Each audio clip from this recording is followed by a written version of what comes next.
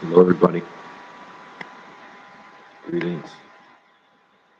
Oh, it's good to be here on the 15th of May, May 15th. Oh, we'll be getting ready to go to the Banner of Truth conference, but it's been canceled. Last 3 days of May every year up in Pennsylvania. A great trip, but no Banner of Truth conference this year. But hopefully, Banner of Truth will put on some type of um, discount like they usually do when we're at the conference. But good morning, Peggy. Good morning. Good morning. Good morning. Um, what else happened today? Listen to Pastor Tim Webster this morning. He is on Facebook right now. Facebook Live at it's 8 a.m. Eastern Time, 7 a.m. Louisiana time, Central Time. So if you have the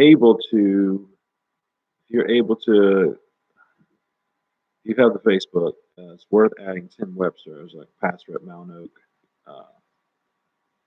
Church back in the day. He's just a real genuine, good teacher, preacher of the word. So he does that every morning at 7 a.m. So I did that this morning. Also did my buddy Stephen Unthank. I don't think he's a doctor yet, but Dr. Steve Unthank in the making. He's with Greenbelt Baptist. So if you do Instagram, good morning. If you do Instagram, you can go to, actually he's YouTube as well. Just type in Greenbelt Baptist. That's it. I don't even think it's say Greenbelt Baptist Church. Greenbelt Baptist. I was watching him on Instagram. It was kind of choppy. Wasn't working really well for me. So my boy Mazdak on there was like, "Yo, go over to YouTube," and that thing was smooth. So every Friday morning at 8 a.m. Central Time, 9 a.m. Eastern Time, he reads through a book kind of like I do, Mortification of Sin. That's by John Owen. Not to be confused with one of our church members, John Owens. But I do get excited when I see John Owens come in the door. Humbling. Just as if John Owen would. So good morning to everybody. So yeah, listen to Tim Webster this morning at 7 a.m. Haircuts at 11:25. Good morning, Kim. What up, brother Mike? Man, Mike Cahoot, good to see you, man. Good to see you. Brother Zach Fuller, what up, Zach? Miss Will, Miss Francis. What up? Good morning. Good to see y'all. Good to see y'all so much. Yeah, good to see y'all. So yeah, my haircut's in a couple hours, so I was figuring I'd get on here. Read a little. I read chapter 13. Got chapter 13 in that biography of William Grimshaw. All right. So get chapter 13 in. I just want to say, if you can, listen to Tim Webster every morning at 7 a.m. I think is the best way. Let's go 7 to 7:30. He cuts off right at 7:30. He's just excellent at doing it. Yeah, I got to send him a friend request, I guess. Tim Webster. Look him up. That's the guy that got me into Bible college. One of my pastors from Mount Oak back in the day. What up, Michael J? What up? What up? Good to see you. So yeah, it was great. Praise the Lord. It was good to see Tim Webster this morning. I saw my boy Stephen Unthank reading John Owen, Mortification of Sin. So yeah, I do go get a haircut today, so I will look different. This will be the last time looking wolfy like this. But I'm gonna read some of this book. It's pretty cool, man. Probably around 1749 right now in England, northern England, not in the south where London is, but up in the north, in the foothills and all that stuff where the moors are and stuff like that. So this is anecdotes from Haworth days. So basically, this cat came to this church. He had pastored a church for 10 and a half years prior to coming here, but that was kind of like his warm up, and did the best he could there. And his second pastorate, really, he stayed for it seems like a long time and got blessed and grew it real big. So it says most great men have suffered at the hand of the anecdotalist. For some, their admirers have so inflated their gifts that they have appeared more than human, while for others, detractors have destroyed their reputation by exaggerating their misdemeanors. And for all, recollections passed on by word of mouth have become distorted in the retelling, until it's hard to distinguish between truth and fiction. Makes sense. Makes sense. It says William Grimshaw has suffered more from his detractors than from his admirers. The existence of popular legends and misrepresentations about him is perhaps one reason why he has not enjoyed the respect and interest of Christians, concerned to learn of their spiritual heritage. To call him Mad Grimshaw, a label coined in derision to describe not only Grimshaw but any whose preaching demanded a heart response, was scarcely damaging. But to assert, as did Robert Southey, that he actually suffered bouts of insanity in his unregenerate days, or to state, like J. H. Overton, a usually reliable historian, that he was eccentric to the very verge of insanity, is surely irresponsible, for no evidence whatsoever exists to support such assertions. None of his contemporaries who worked together with him in the revival have left any comment which might suggest that he was regarded as an eccentric. It says, less serious but also damaging is the anecdote about Grimshaw, which arose from the common practice of the day for church wardens to leave the church during the singing of the psalm before the sermon in order to round up any who were loitering in the streets or taverns and escort them into the church. Church attendance was still compulsory by law, and taverns were illegally open during church service hours, though both law were generally ignored. Grimshaw, however, could not always rely on his church wardens to do their duty. That's funny, man. They would go out. They'd send people out to go pick up people in the street in the last hymn before the sermon. A colorful anecdote has survived that illustrates just such a situation. It was told by John Dean, who lived near Colne and described himself as, quote, an ear and eye witness, end quote. Watch this. It's about to get funny, y'all. You ready? It says, on this occasion in 1759, Grimshaw sent two of his church wardens to check up on parishioners idling their time away in the public houses. A long time seemed to elapse, and yet they had not reappeared.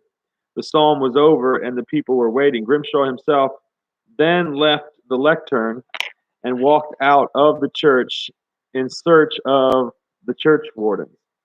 An uneasy whispering broke out in the congregation as the people speculated about what might have happened. At last there came the sound of heavy footsteps approaching and a rustling in the porch.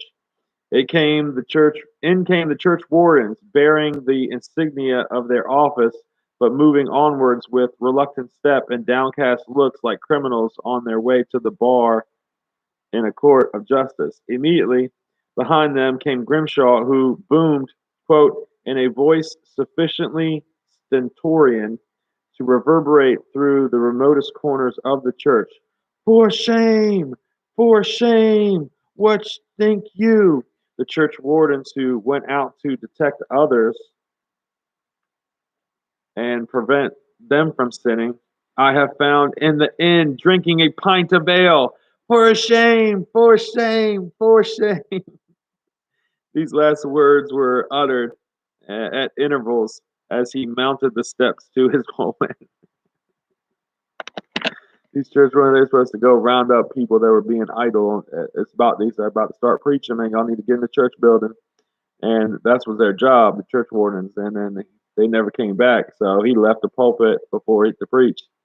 And went in there, saw him in a tavern drinking pints, and he gave him a whooping and put him, had him back in the church. Started, for shame. Let's see, how do you say that? For shame, for shame. What think you? The church wardens who went out to detect others and prevent them from sinning, I have found in the inn drinking a pint of ale. For shame, for shame, for shame. These last words were uttered at intervals as he mounted the steps to his pulpit. As the result of such an incident, it is likely that Grimshaw felt obliged to check the streets and public houses himself, for Newton, writing almost 40 years later, has left this description. Look at what John Newton said. Look what John Newton said. It says, it was his frequent and almost constant custom to leave the church while the psalm before the sermon was singing, to see if any were absent from worship, and idling their time in the churchyard, the street, or the alehouses. And many of those whom he found, he would drive into the church before him. Homeboy didn't play. Or did not play. This story, undoubtedly true, must be set against the background both of the times, which were turbulent and often lawless, and also the customs of the day. But exaggerations and fictitious details have been added to Newton's account, which Spence Hardy, writing in 1861, mentions in his biography of Grimshaw, though only to dismiss as, quote, probably a piece of irony or a myth.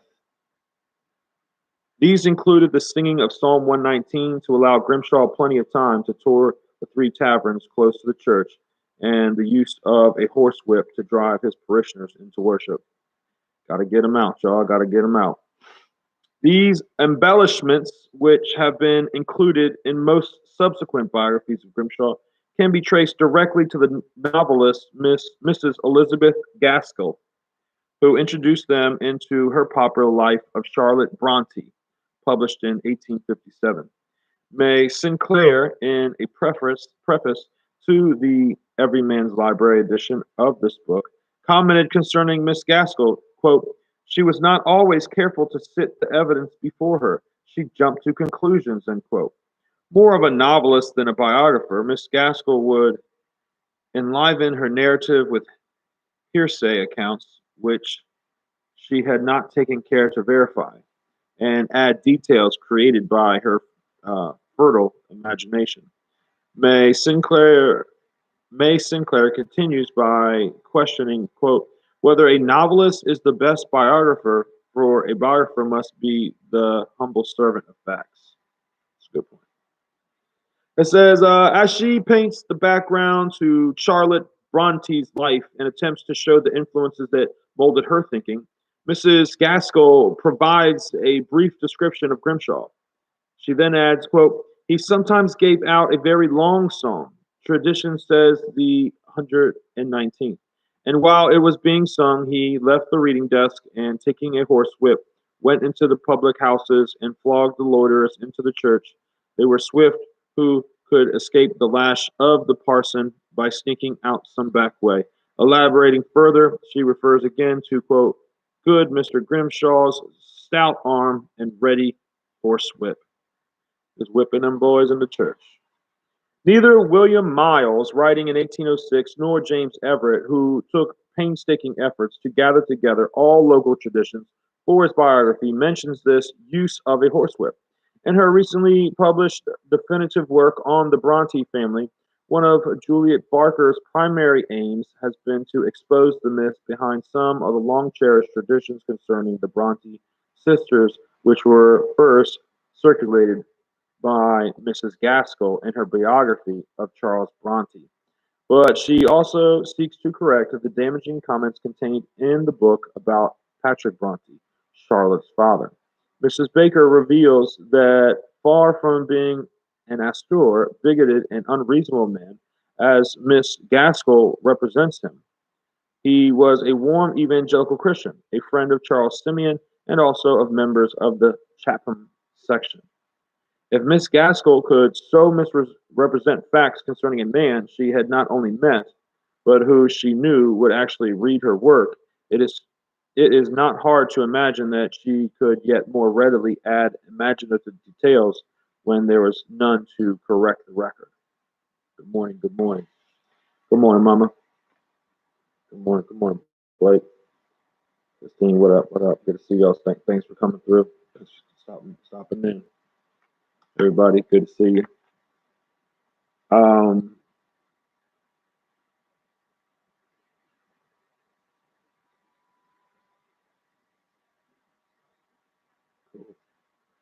I'm going to read this little footnote over here. Overton expresses a modified view in the English church in the 18th century, where he says, quote, the eccentricities of Mad Grimshaw have probably been exaggerated, for one knows how a man acquires a reputation of this sort. Every ridiculous story which happens to be current is apt to be fathered on him. So some people were, I guess, stretching the stories, you know, stretching the stories. They called him uh, Mad Grimshaw. I mean, he was, and that he was eccentric, but he was eccentric. Man. We all are. With the highest prestige the parson enjoyed at that time, Grimshaw's mere appearance on the scene would be enough to produce a swift reaction, without any resort to physical force. Newton confirms this by adding another anecdote immediately after telling of Grimshaw's habit of checking up on the alehouses. Quote, a friend of mine, he narrates, quote, passing a public house in Haworth on a Lord's Day morning, saw several persons making their escape out of it, some jumping out of the lower windows and some over a low wall. He was at first alarmed, fearing the house was on fire, but upon inquiring what was the cause of the commotion, he was told that they saw the parson coming. They were more afraid of their parson than of a justice of the peace. His reproofs were so authoritative and yet mild and friendly that the stoutest of sinners could not stand before him. That reminds me so much. Y'all remember when I was in Franklinton, I would go and hang out at the bridge store. Apparently, the bridge store there basically was set to the right or the north side of the fairgrounds. And I've had people that work there, come to church, come to Hayes Creek. But apparently, they had the coldest beer in town. So a lot of people would stop by there and get their beer. I would have a Mountain Dew with some boiled peanuts. We do boiled peanuts in the deep south. Boiled spicy peanuts. So I'm sitting there having some boiled spicy peanuts and having some Mountain Dew, and it'd just be so funny when people would walk in. They would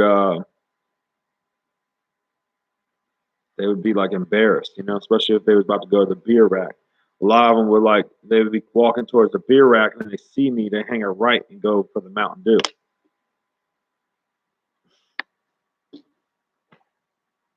I wasn't correcting anybody.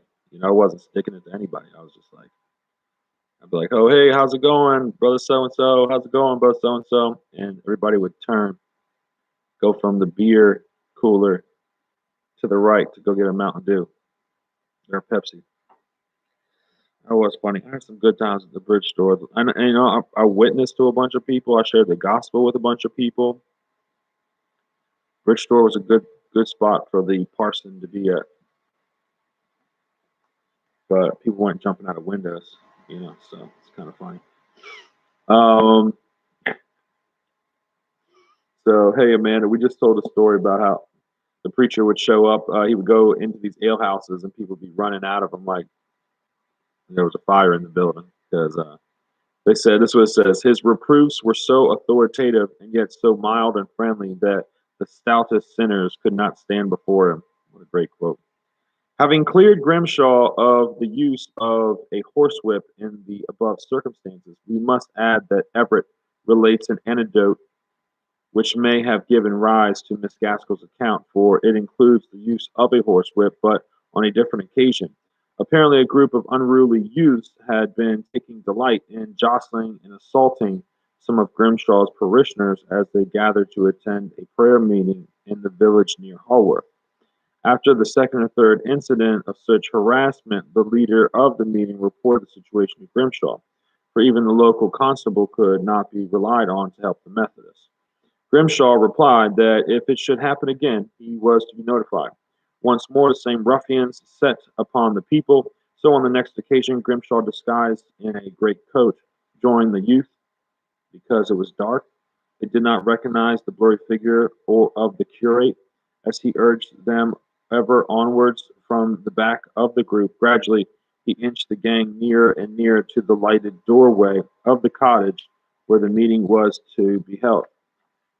Then, with one final heave, he pushed the last young man forward into the confines of the room and slammed the door. Still blinking in the bright light, the youth scarcely realized what was happening when their new companion suddenly produced a horsewhip from under his great coat and quote dealt round its utmost virtue on the astonished clowns until his vigorous arm was tired. Having thoroughly subdued the miscreants, Grimshaw then fell on his knees and pleaded with great earnestness for their souls. That's interesting. Another anecdote is often told to illustrate the respect which Grimshaw had gained in the parish, a respect not accorded automatically to Haworth's curates. We read of a man who was riding with all speed to fetch a midwife for his wife who was in labor. It happened to be a Sunday, and to his consternation, his horse lost a shoe.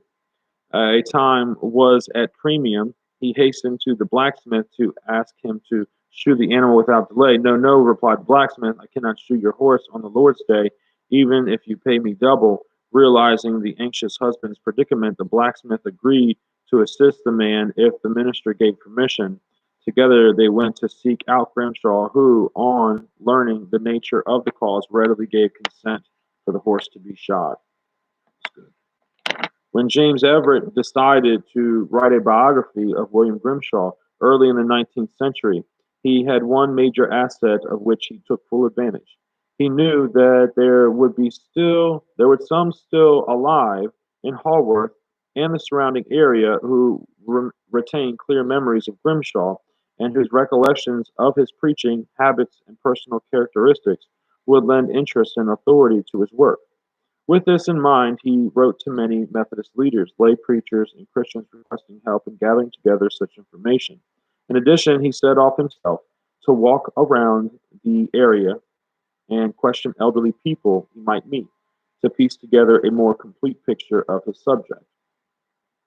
Writing when he had almost concluded the work, Everett says, I visited the place in 1826, and though 60 years had elapsed since his eyes were closed in death, his presence was still visible, his voice audible. He seemed to meet us at every point, like a sword turning every way to guard the way of the tree of life. Think as you would of the felicity of the people in his being succeeded by pious men. Patrick Bronte was the curate at the time. Grimshaw would again obtrude. Everything bears the imprint of his name, bears the stamp of his character, zeal, and labors. End quote. Everett discovered that wherever he went in Haworth, it was the same. Quote, stop an aged person, utter the name of Grimshaw, it operates like a charm. The tongue of the dumb is instantly set loose. Introductory tales are rehearsed, or early facts of which they were eye or ear witness are recounted. So everybody loved this Grimshaw dude, even after he passed. It was just like they loved him. He was different, but he preached the gospel and he tried to live it the best he could, and he was very unique in how he delivered, and they loved him. Among the recollections Everett collected is an account also told by John Newton of an old blind woman who had lived about 2.5 miles from Haworth. She had made high sounding professions of superior attainments in religion, but Grimshaw was not convinced that her daily life matched up with her professions. Calling unexpectedly on her on one occasion, Grimshaw found the old woman spinning at the door of her cottage. Instead of speaking, he touched her with his cane. Imagining it was some mischievous lad, the old woman remonstrated loudly. Grimshaw touched her again and then again. Unable to contain herself any longer, the old woman jumped up and swore by him who made her that she would knock him down. Upon this display of anger and blasphemy, Grimshaw revealed his identity and rebuked her for hypocrisy. Messing with the lady that's blind, hey, She was trying to act like she's bigger than she was. Sometimes you got reality check time. Another anecdote involving an old woman reveals Grimshaw's determination to buy up every opportunity to bring the gospel to his parishioners. Meeting her on the moors as he rode along one occasion, he asked her whether she had ever heard a gospel sermon preached. No, replied the woman, she had not. If you have never heard one before, you shall hear one now, was Grimshaw's prompt reply, as he exhorted her to faith and repentance. And yet another similar anecdote demonstrates his kindliness.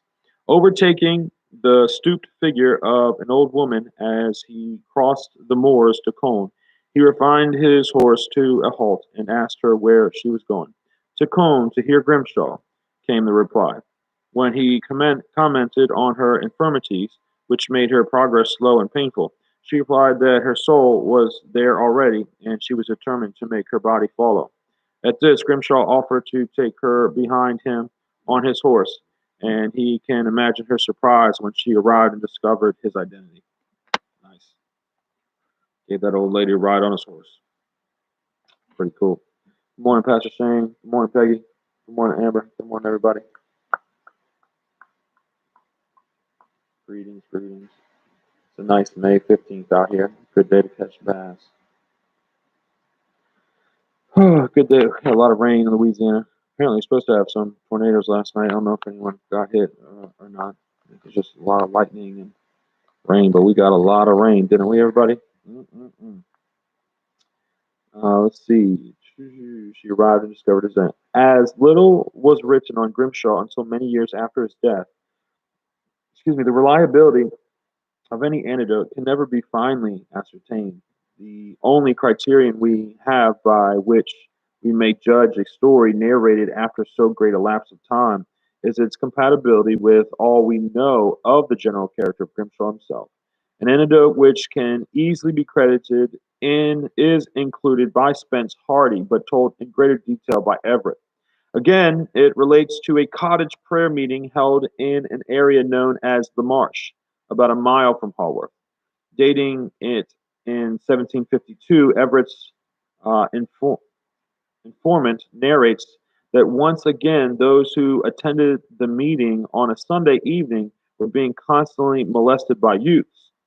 Again, the people appealed to Grimshaw. This time he put on an old woman's cap and peered out stealthily from behind the door of the house where the meeting was being held. Seeing the lace-capped face, the youths began their taunts and jibes. Each time she appeared, they grew more daring. At last, one youth, bolder than the rest, declared, "If that woman puts her head out again, I will seize her." The next time the lace-capped face appeared, the youth lunged forward, but found himself held in an iron grip and struggled as he might. He could not extricate himself. Bringing the offender into the cottage, Grimshaw revealed his identity, and soon the young man, whose name was Paul Beaver, was obliged to reveal the names of his companions, and all the gang were required to appear at the church the following day to ask for pardon, and that there was no more trouble. Way to nip it in the bud, right? One of the local pastimes, which had become an occasion for much evil, proved beyond even Grimshaw's powers of rebuke. It was Haworth Wakes, held twice a year. These occasions included stalls for the sale of small items in the auctioning of cattle. But a steady deterioration had taken place, and in Grimshaw's day they were largely given over to horse racing on the moorland plateau above Haworth, known as Penistone Flats.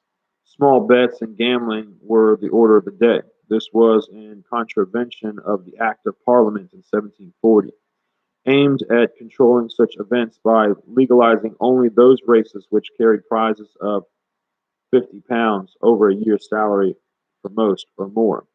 The Haworth Wakes were therefore illegal, and Newton describes the scenes which took place on these occasions as exhibiting the grossest and most vulgar riot, profligacy, and confusion. Repeatedly, Grimshaw warned, pleaded, and remonstrated against such practices within the confines of his parish. His prestige due partly to his position as curate, was so high that the propagators of these events listened politely, whereas a less respected man might have been handled for such interference.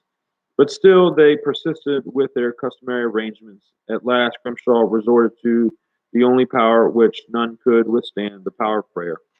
Earnestly, he sought God that he would intervene and put an end to the wakes.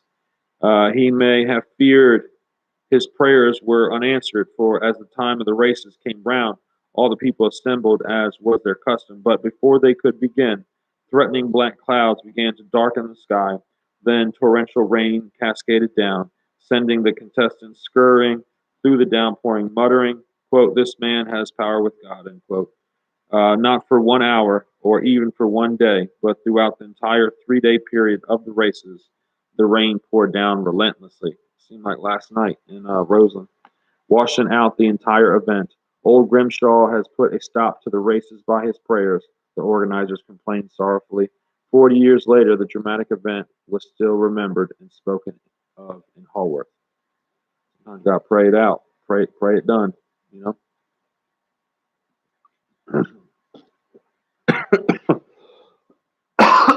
Excuse me, sorry about that.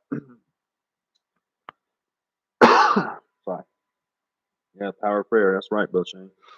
A final anecdote recorded by Hardy and Everett must be included. Grimshaw owned a cow at one time.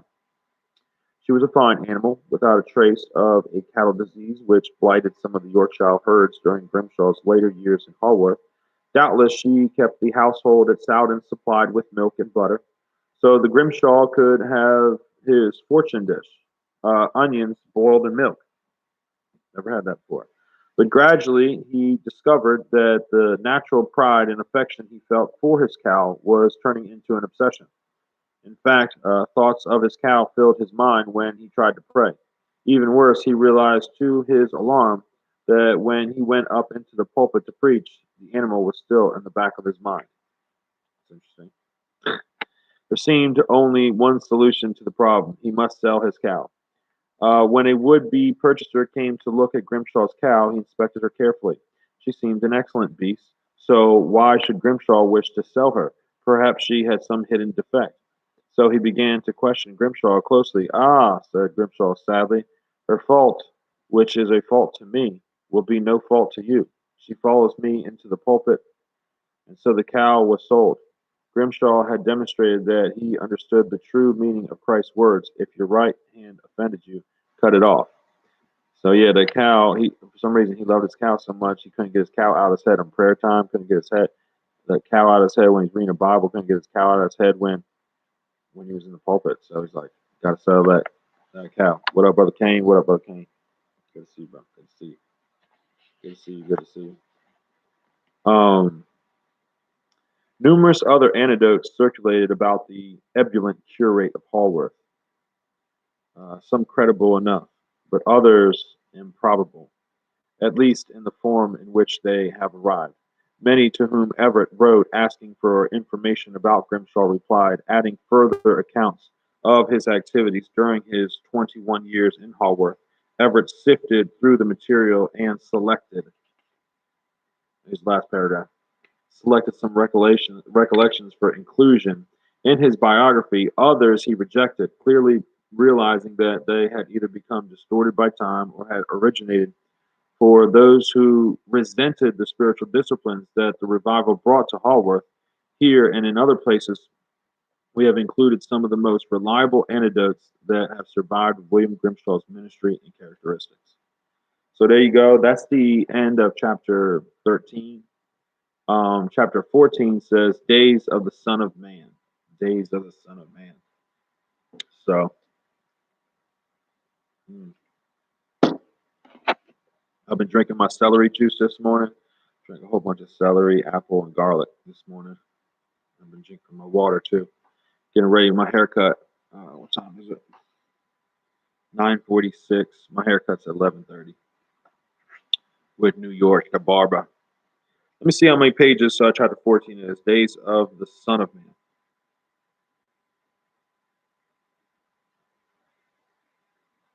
too bad. Let's go. I'm gonna go ahead and try to roll through it. Try to get one more chapter in before I go get this haircut. Okay. Days of the Son of Man. From 1748 onwards, George Whitefield took every opportunity he could to visit Haworth. Speaking of George Whitefield, here's another book by Banner of Truth. So was that Selected Sermons of George Whitefield with an account of his life by J.C. Ryle. There you go. I know. Okay. George Whitefield, real cool. Let me go YouTube. Can you see that? These are all these books can be got at banneroftruth.org. Banneroftruth.org. All these books.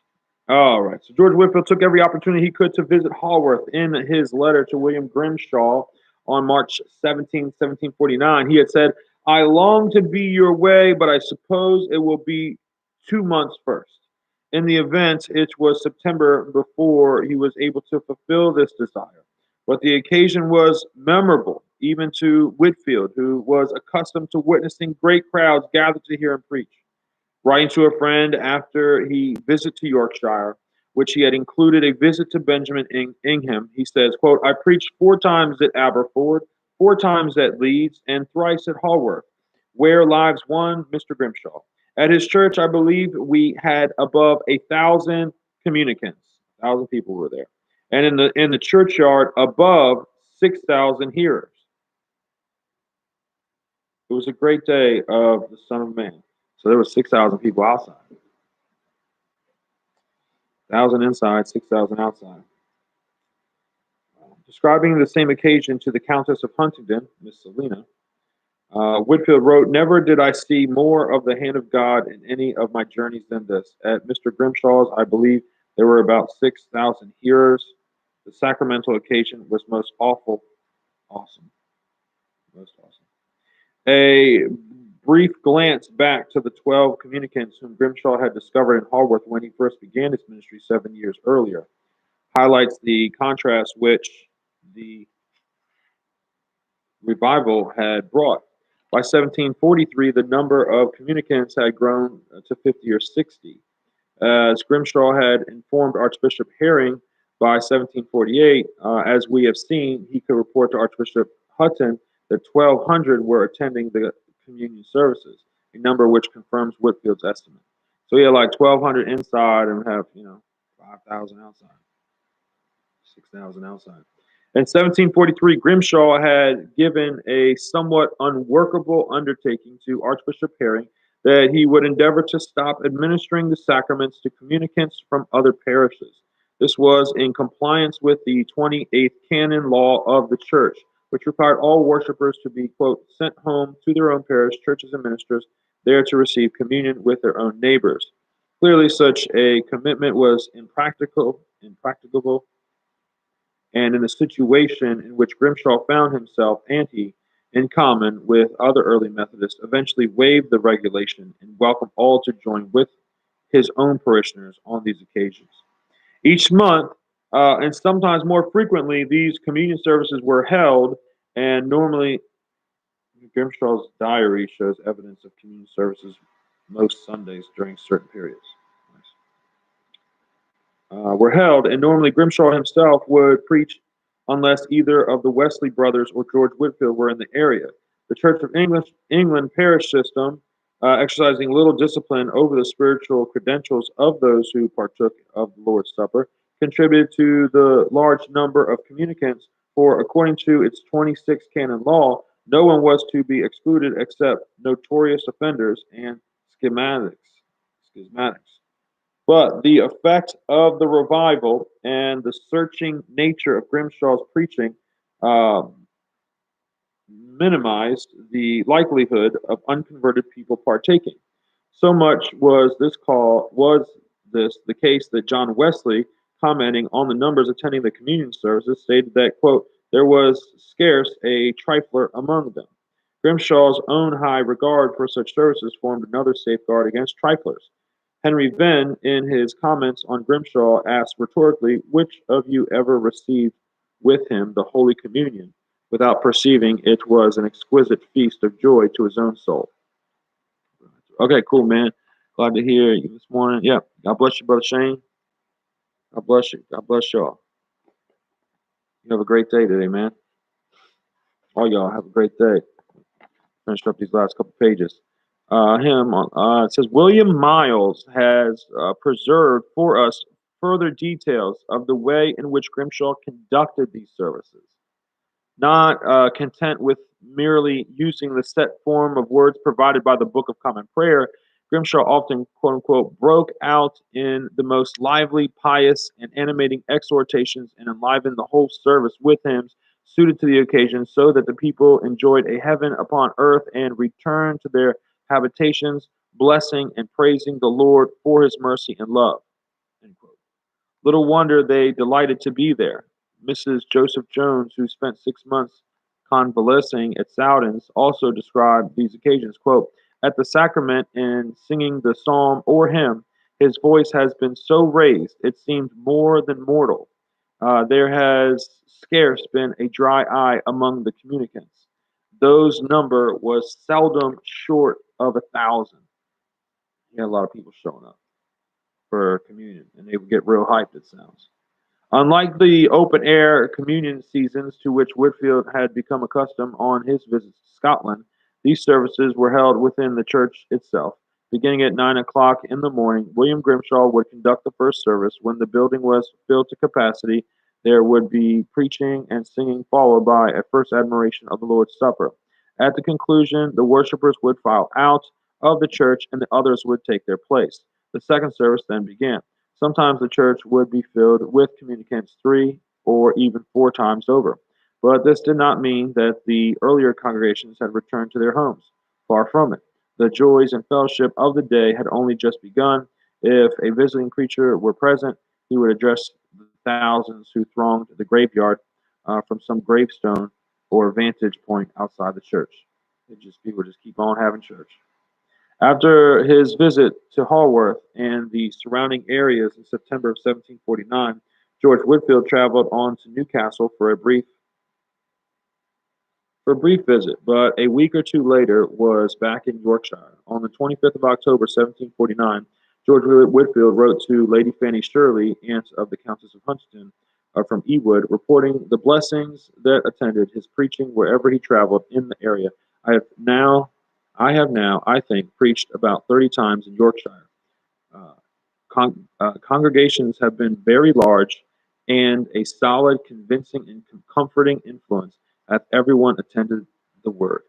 And to another member of the nobility he reported, quote, will it not rejoice you very much, honored madame, to hear the glorious Emmanuel is riding on in the chariot of his gospel, conquering and to conquer. Every day people flock to hear the word like doves in their shadows. I have preached about 30 times in Yorkshire.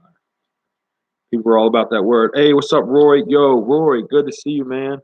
I'm preaching about England, man. I'm reading about England, North England, town of Haworth. Haworth gets shout out all the time. Leeds gets shout out a whole bunch. And this is like 1740s, bro. 1740s, 1750s. Good to see you, brother Rory Etherington, man. Good to see you. One of my soccer guys. He's from England. Yeah, man. So yeah, good. William Grimshaw of Haworth. So this is a biography we're reading. So it's cool. A tall woman of striking appearance, Miss Gallatin, sometimes called Lady Gallatin by her contemporaries, was just different by nature, and throughout her life struggled against spiritual fears and lack of assurance. Though her conversion was genuine enough, possibly Grimshaw had accompanied George Whitfield to Manchester.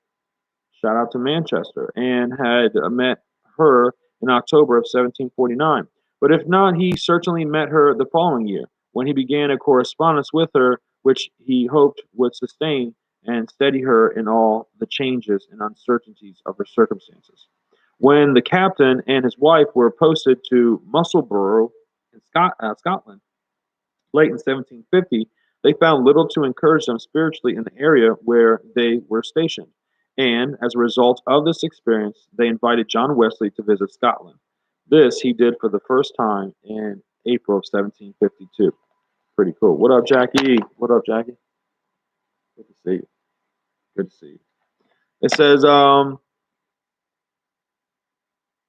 1750, George Whitfield was back in Yorkshire once more. Anticipating this further visit, William Grimshaw took the step of having two pewter flagons made to contain the extra communion wine that would certainly be needed.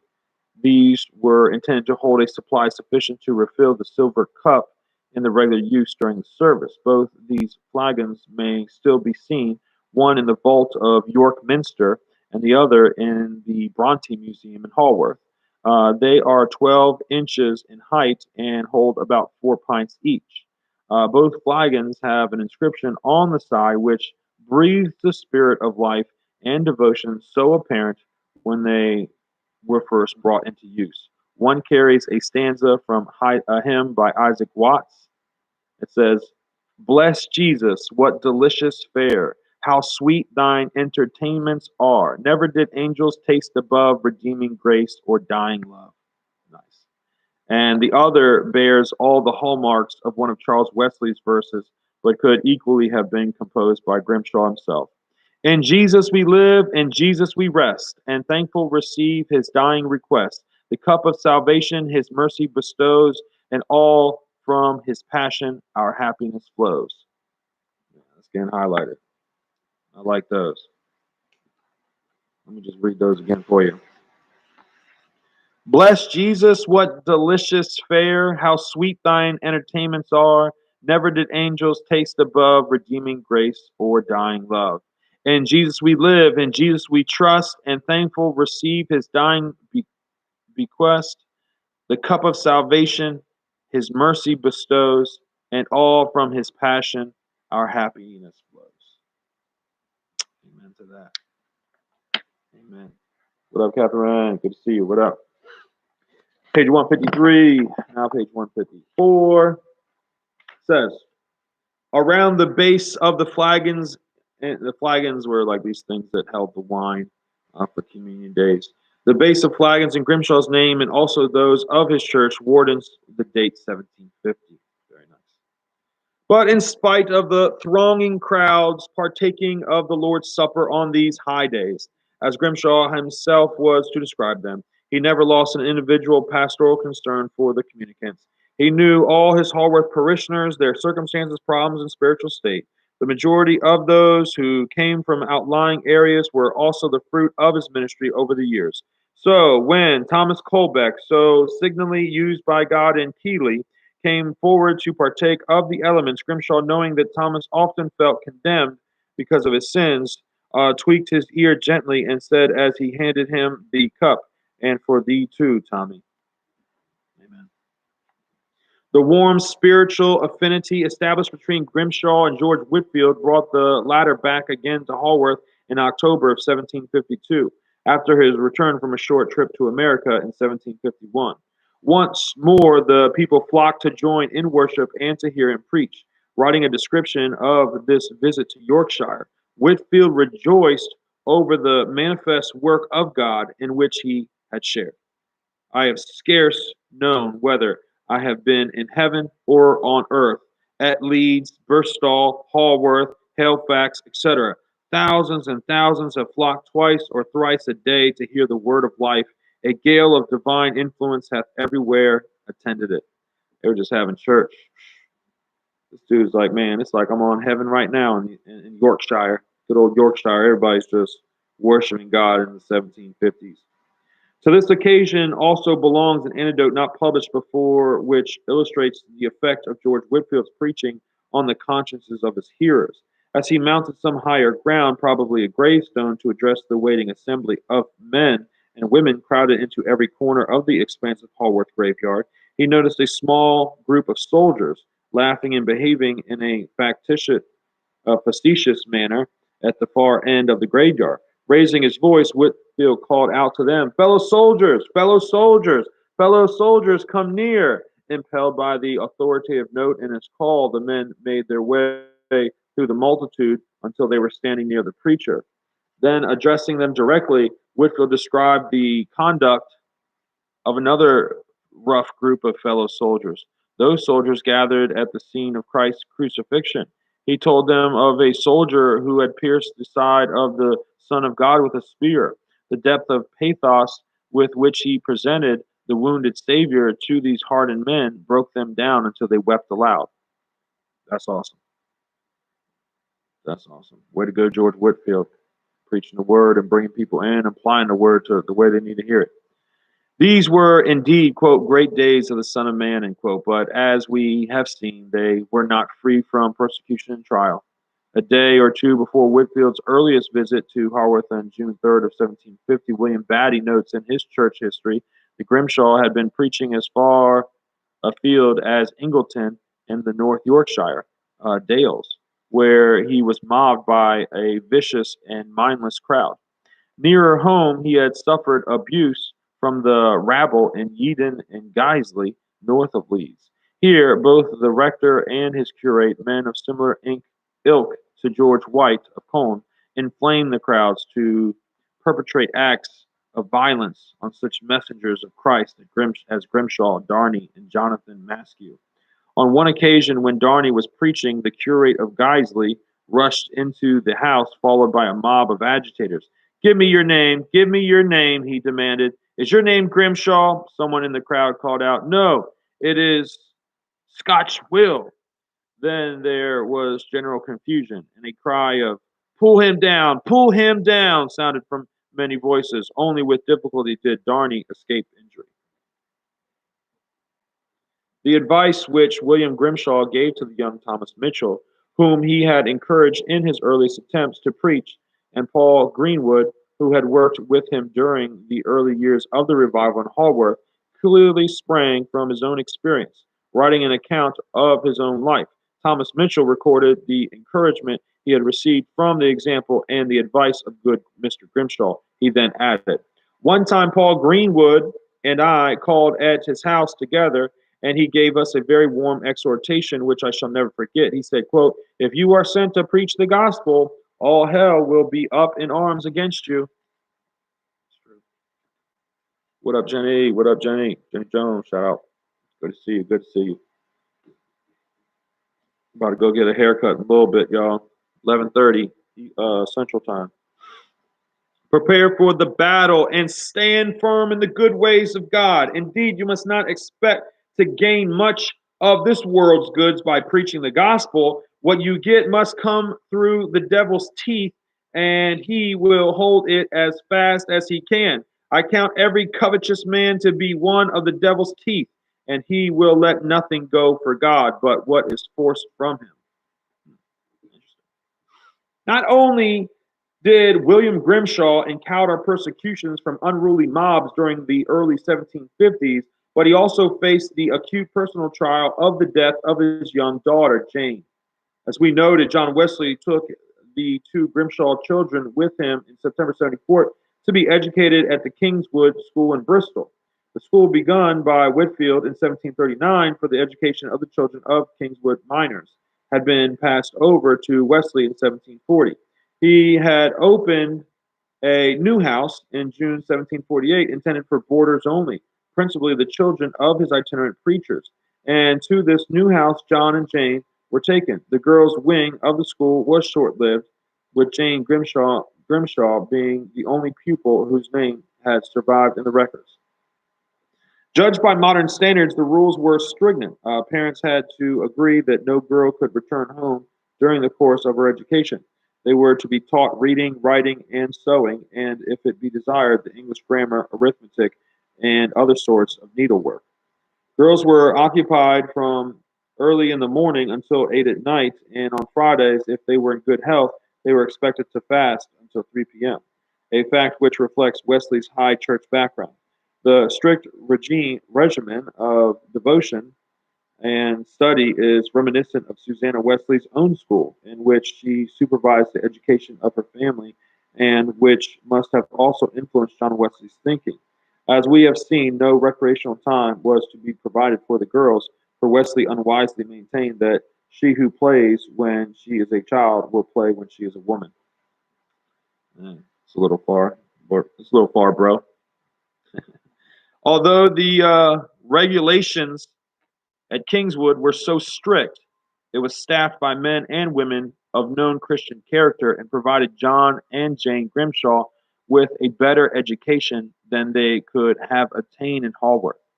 Only one small school existed in the village, with a curriculum restricted to basic English instruction. Catering for 40 children, it was financed by an annual endowment of £18, which proved insufficient to staff the school. So, for two short separate periods, Grimshaw found himself unavoidably involved in educating the children of Haworth, an additional burden to his already demanding agenda. Grimshaw observed John Wesley's regulations and did not attempt to bring his children home during their time at Kingswood. There is evidence, however, that he visited them in Bristol in July 1749. With her father far off, Jane did not seem to thrive, and soon after the visit, she was taken ill, possibly during some winter epidemic. She died on January 14th of 1750 at the age of 12. She had been 15 months at Kingswood. Very sad. Very, very sad. Um, very sad. But God had been preparing the child for a better home. In a letter to his father, which arrived in Haworth 2 weeks after Jane's death, John Grimshaw described his sister's last days. One of Wesley's itinerant preachers, John Bennett, was visiting Haworth when the letter came, and he preserved a record of its contents in his diary entry from January 27, 1750. John had told his father that his sister Jenny, for some time before she was taken sick, seemed very pensive and thoughtful. During her actual illness, she bore up wonderfully, and when she grew very weak, her mistress, Mrs. Francis, going into the room, heard her speaking in a low voice. Thinking that Jane was praying, she hesitated to interrupt her, but quite suddenly the child had called out in clear tones, "He hath loved me," I cried. "He hath suffered and died to redeem such a rebel as me."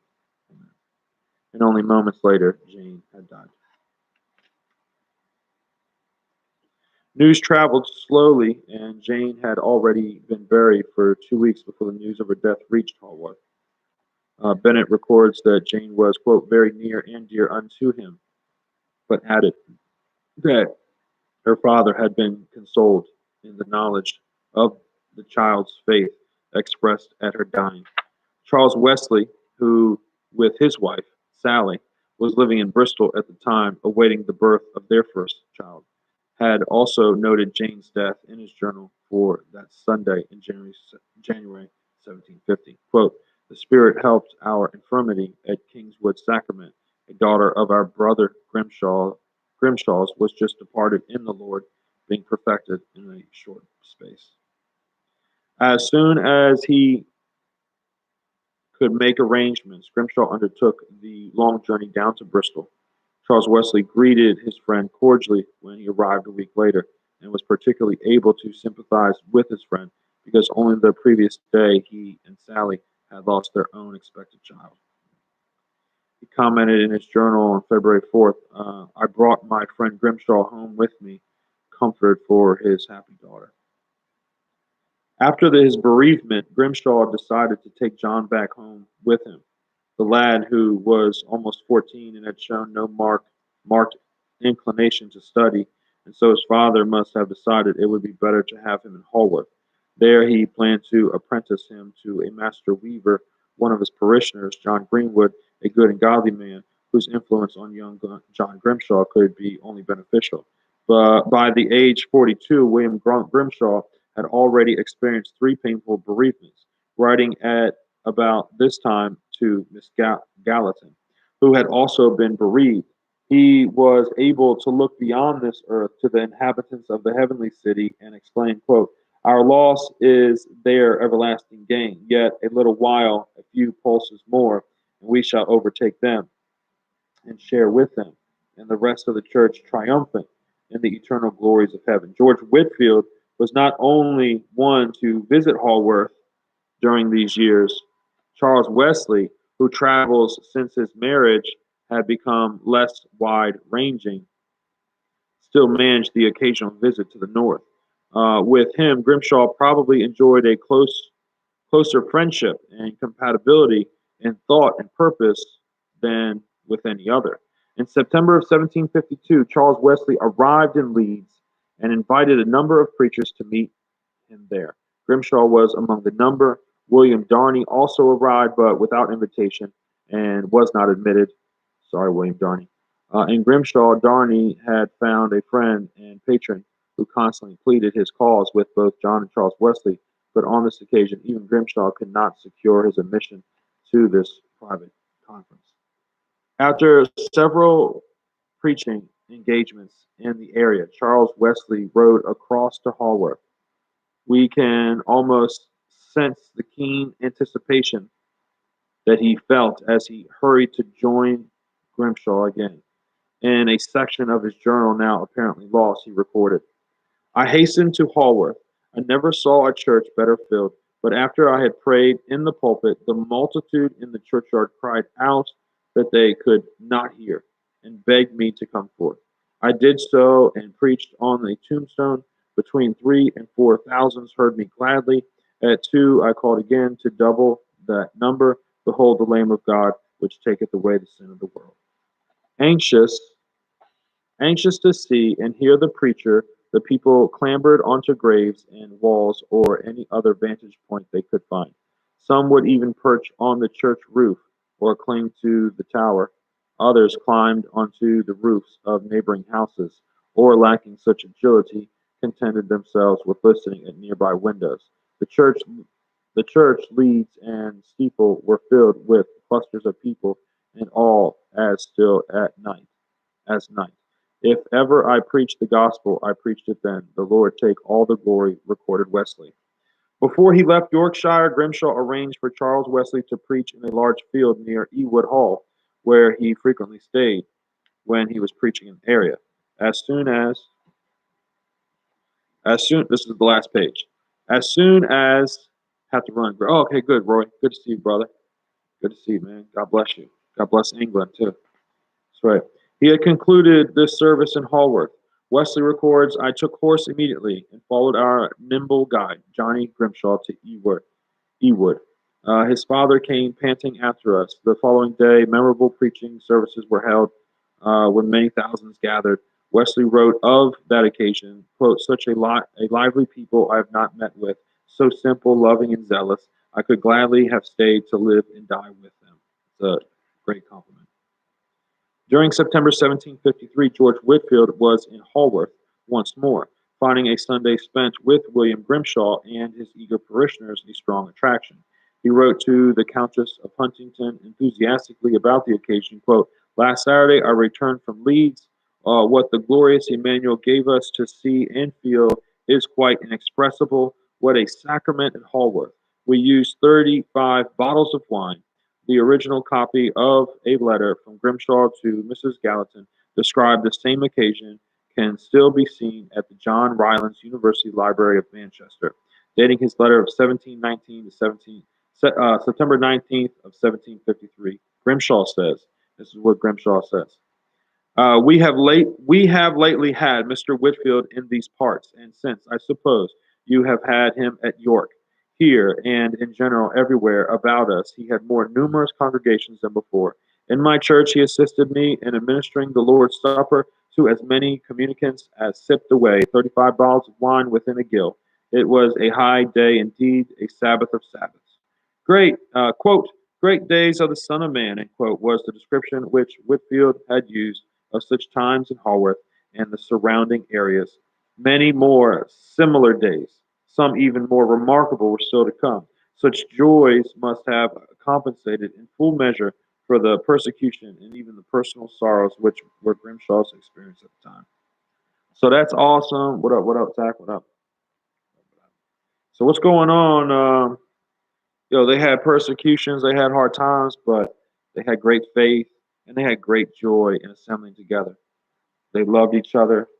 They they just saw such amazing things, from between George Whitefield, John Wesley, Charles Wesley, Benjamin Ingham, William, our guy William Grimshaw. God did amazing things in like the 1740s and 1730s, 1740s, 1750s in England. So it's cool reading about that. It's good to read about what would happen way back in the day. not even that way back in the day. That's like 300 years, but 280 years. Seems like way back in the day, but 1200 BC would be farther back. So, anyways, I'm gonna pray for y'all and go get ready for my haircut. My mom's excited, I'm sure. Dear Lord, thank you for this day. Bless all the hearers. Bless all those that came online today. Bless all their families and friends. Oh Lord, grow us in our faith. Help us grow in our character. Lord, help us to, put to death sin in ourselves. And may we just delight in truth. Help us to walk in a good Christian way today. In Jesus' name, amen.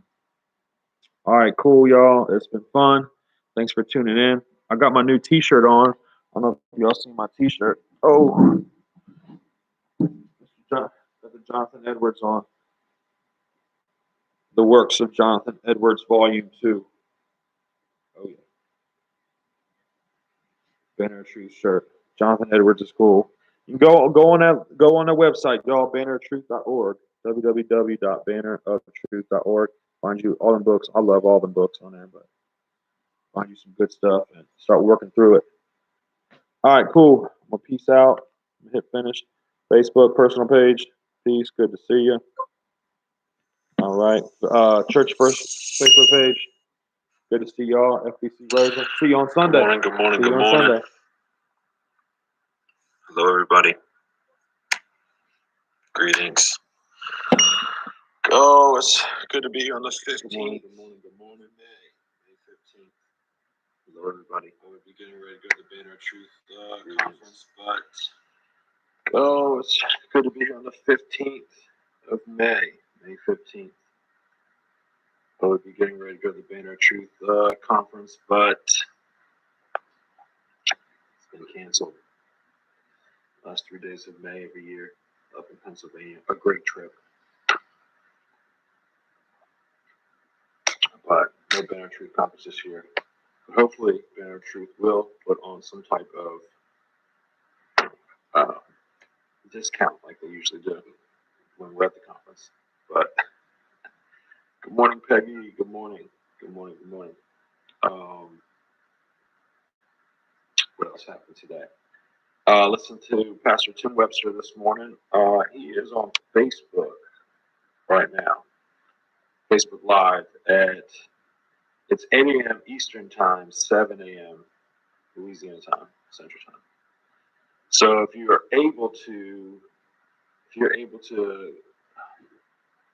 the Facebook, it's worth adding Tim Webster as like pastor at Mount Oak Church back in the day. And he's just a real genuine, good teacher, preacher of the word. So he does that every morning at 7 a.m. So I did that this morning. Also did my buddy Stephen Unthank. I don't think he's a doctor yet, but Dr. Steve Unthank in the making. He's with Greenbelt Baptist. So if you do Instagram, good morning. If you do Instagram, you can go to, actually he's YouTube as well. Just type in Greenbelt Baptist. That's it. I don't even think it'd say Greenbelt Baptist Church, Greenbelt Baptist. I was watching him on Instagram. It was kind of choppy. Wasn't working really well for me, so my boy Mazdak on there was like, yo, go over to YouTube, and that thing was smooth. So every Friday morning at 8 a.m. Central Time, 9 a.m. Eastern Time, he reads through a book, kind of like I do, Mortification of Sin. That's by John Owen. Not to be confused with one of our church members, John Owens, but I do get excited when I see John Owens come in the door. It's humbling.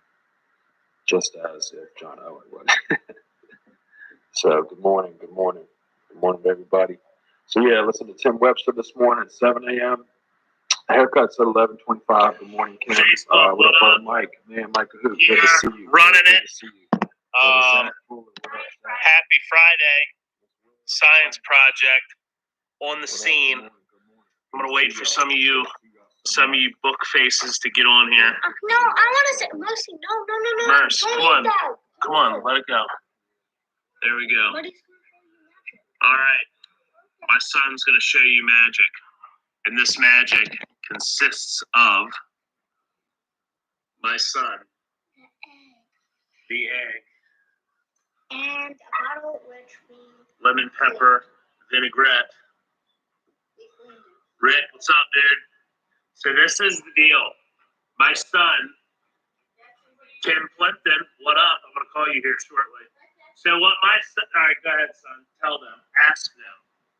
Do you think I can get this egg inside the bottle without breaking it and get it out of the bottle without breaking it? What he's going to do is get a hard-boiled egg, show him the size, the circumference here of, bam, well, he nothing. So, do you think that he can get this egg into the bottle? Don't tell him. No, you ain't telling him nothing. So that's what he's going to do. He's placing bets. $15 a person. Saying $5 a person. Saying that you Sorry, think man. or you don't Doing think it. my son. I'll Yeah, I haven't even seen this. They tried to get me, and luckily I watched a lot of Mr. Wizard.